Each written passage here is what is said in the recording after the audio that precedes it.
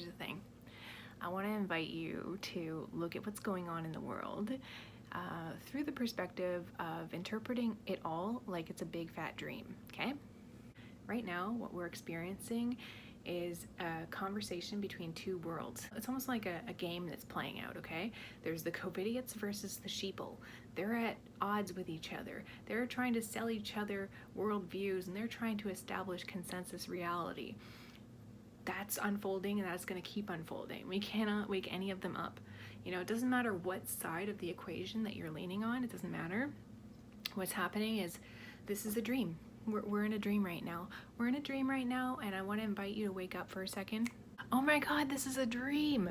And, you know, what do you do when you notice that you're dreaming? It's natural to want to go up to all of the dream characters and try to convince them that it's a dream, but have you ever done that? Have you ever woken up in a dream and then tried to get a dream character on board? What do they do? Are they like, oh shit, are you serious? Holy crap, let's band together. Let's break reality open together. I mean, rarely does that happen, right? You know, usually what they'll do is some crazy thing. They won't understand what you're saying. They're like, or their face will like erase. They won't have a face anymore. And you're like, I'm trying to talk to you. Where's your face? You know, or they'll start talking in some like cryptic language, some sort of rhyme or riddle, and you're like trying to figure it out. And the more you figure it out, the more you get stitched into the logic of the dream again. You kind of just fall back asleep. You kind of just fall back asleep because you're engaging in the fabric of that reality. So what do? What's a really good thing if you want to interact with the dream character? What's a really good thing to do? I'm going to go ahead and invite you to ask questions. Have you ever done that in a dream, in a lucid dream? Have you ever gone up to a character and asked them questions? You can get some pretty epic answers. If you go up to a dream character assuming that they have access to the entire universe, that they have access to the entire Akashic realm, and you just have to ask the right question, I pretty much guarantee you're going to have a way more enjoyable time in that dream, you know, for as long as you're in there. Not getting too excited, of course. I want to wake up completely. You do want to navigate this realm effectively. You do want to get, you know, take as much back as you can, right? You go into the game, you know, you commit yourself to the game, but also you're picking up tools, you're picking up lessons, and you're taking stuff back with you. Approaching this in such a way is actually really cool, makes it really fun. You know, it's no longer necessary to try and convince the other side of the equation to wake up. They don't have to. It's not your responsibility to wake any of them up. They're all just there. They're all just there doing their thing. And waking one person up or 10 people up or 100 people up doesn't really matter. I mean, put your truth out there. If it resonates for people, sweet, awesome. You know, maybe it was destiny, but I would not waste any energy trying to convince anybody of anything. We all have our own path, our own evolutionary path. And we're all taking in the information and lessons that we need to in order for our souls to evolve and expand the way that they need to, so that we can take whatever tools we need to take home with us. So appreciate the fact that another person is experiencing something different than you. Appreciate the fact that somebody else is picking up different tools than you are. Maybe we all need these tools. Maybe on the other side of this game, oh, I'm so glad that you picked that up. I'm sorry that I was trying to convince you that my tool was better. Because actually, we need all of these things. We need all of these puzzle pieces to put together this big picture that we're all assembling together.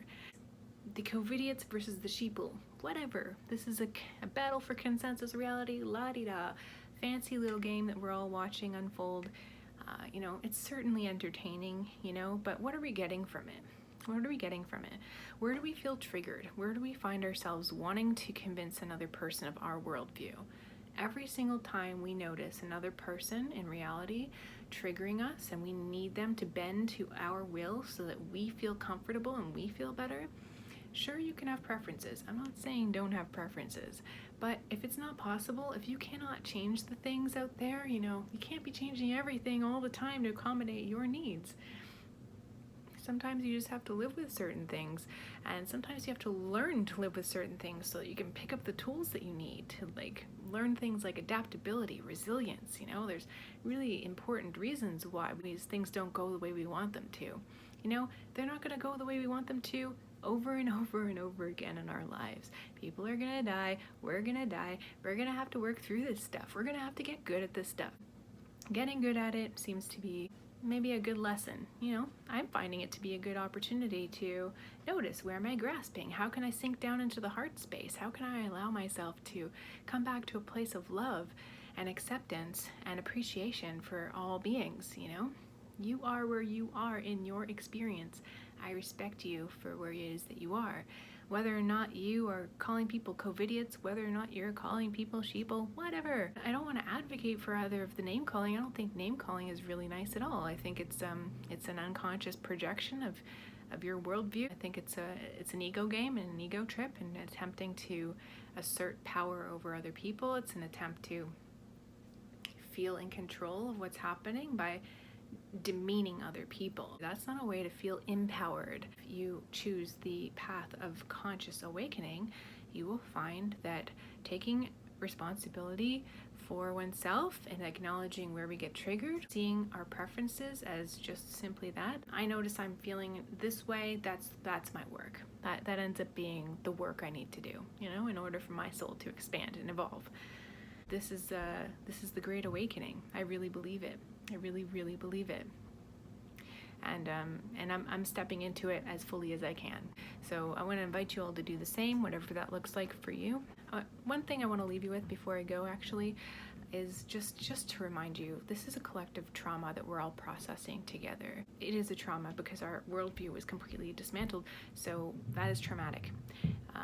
Essentially, we are in a slow motion train crash, you know, and there are people who are in slow motion smashing their face into the seat in front of them, and they're like making fun of their neighbor for doing it wrong. They're like, you're doing it wrong, you're in this slow motion train wreck wrong.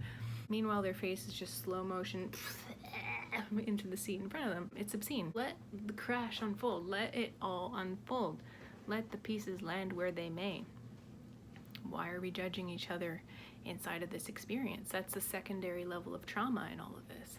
That's actually where I'm finding myself to be most impacted, is this the social war that's taking place. You know, have compassion for each other. We're all just flailing about in this train car, trying to get a grip of what's going on, trying to maintain like some semblance of comfort in all of this, trying to feel okay, you know, trying to take care of our organism, trying to take care of ourselves. So we're all doing the best we can, okay? We're all doing the best we can. I just want to remind you of that. Yeah, thank you for taking the time to listen to me today.